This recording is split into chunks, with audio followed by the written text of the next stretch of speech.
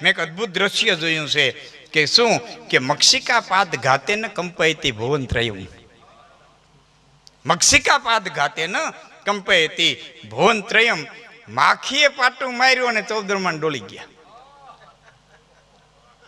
હે કે મક્ષિકા પાદ ઘાતે ન કંપયતી ભુવનત્રયમ. માખીએ પાટું માર્યું અને 14 બ્રહ્માંડ ડોલી ગયા. કે ભાઈ એવું બને કે હા ભાઈ એવું બન્યું છે.